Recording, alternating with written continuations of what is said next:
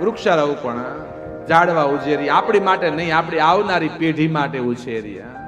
આપણી જવાબદારી. આપણે આ જન્મભૂમિને બીજું હું આપીએ એકવાના જેને જન્મ આપ્યો છે. વૃક્ષારોપ, ઝાડવા તો બહુ વાવે, વૃક્ષો વાવે છે, એમાં કઈ મોટી વાત નથી, બહુ વવાય છે.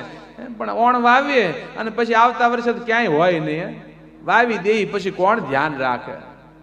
પણ આપણી સૌરાષ્ટ્રની, આપણી ગુજરાતની આપણને ગર્વ થાય, આનંદ થાય. બાપ, એક એવી સંસ્થા અમારી સદભાવના વૃદ્ધાશ્રમ રાજકોટ કે જે વૃક્ષ તો વાવે છે, એ વૃક્ષને વાવીને જતન કરવાનું કામ કરે. 5, 25, 500, 1000, લાખ, 2 લાખ, 5 લાખ નહીં બાપ, 150 કરોડ વૃક્ષનો જેને સંકલ્પ લીધો છે બાપ. આ દેશને લીલી ચુંદડી ઓઢાડવી છે, 150 કરોડ વૃક્ષ વાવવું છે, આવો જેને ભારતભરની અંદર સંકલ્પ લીધો છે અમારું સદભાવના વૃદ્ધાશ્રમ બાપ. આપણે આજુબાજુના કેટલાય ગામોમાં વૃક્ષો વવાણા. અમારું દડવા હોય, કાપડી હોય, ખોપાળા હોય.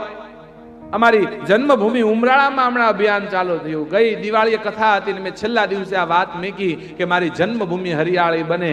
ઉમરાળા ગામે વાત સ્વીકારી અને 2000 કરતા વધારે વૃક્ષો આ ઉમરાળા ગામમાં વવા જઈ રહ્યા છે બાપ. જેટલો સ્નેહ ઉમરાળા પ્રત્યે હોય ને એટલો સ્નેહ મને મારા દરેડ ગામ પ્રત્યે પણ હોય. અને દરેડ ગામની અંદર બાપ વૃક્ષારોપણ થાય. સંસ્થાએ વાત કરી સદભાવના હારે, અને સદભાવના એક વૃક્ષ વાવી ઉછેરવાના 3000 રૂપિયા લે. 3 વર્ષની ગેરંટી હોય. વાવી અને મોટું વૃક્ષ કરી દેવા સુધીની ગેરંટી હોય. પાણી પાય, ખામણા કરે, પિંજરા લગાવે, વૃક્ષો બધું કરે.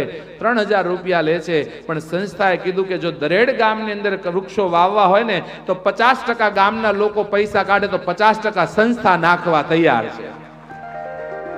એટલે આપણે ખાલી ઝાડવા દીઠ 1500 રૂપિયા કાઢવાના છે. 1500 સદભાવના વૃદ્ધાશ્રમ ભોગવશે બાપ.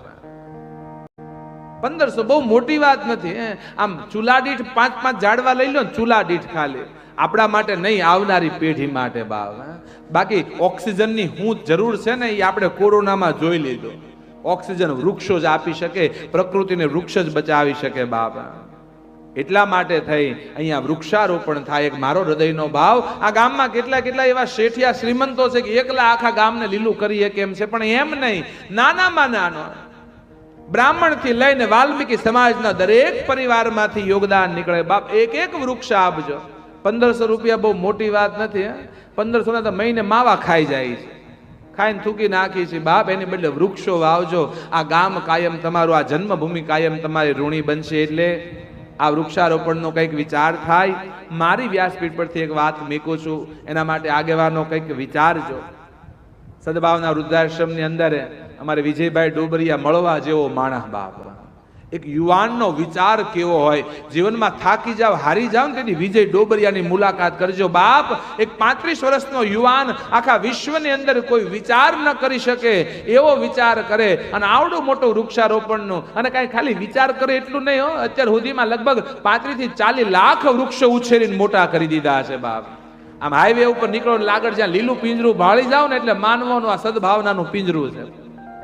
રોડ ઉપર લાગટ આખા દેશને હરિયાળો કરવા નીકળ્યા છે. ત્યારે મને એમ થાય કે હું શરૂઆત કરતો જાઉં. એટલા માટે આ મારી ઈચ્છા, મારી દક્ષિણા અને મારી માંગણી જે ગણો તે ગણો, વૃક્ષારોપણ થાય. અને દક્ષિણા સ્વરૂપે મારી ઈચ્છા છે. એટલા માટે આ દરેડ ગામને આ ઐતિહાસિક કથા યાદ રહે. એટલા માટે મારા હાથે મારી ઈચ્છા છે અહીંયા 3 વૃક્ષ હું આજે વાવતો જાઉં બાપ. હું તો શરૂ કરું ને, શરૂઆત હું કરું, હાલો ને. અને આમ જો વૃક્ષોનું કરજો આયોજન, અને કદાચ પૈસા ઘટતા હોય, ન થાય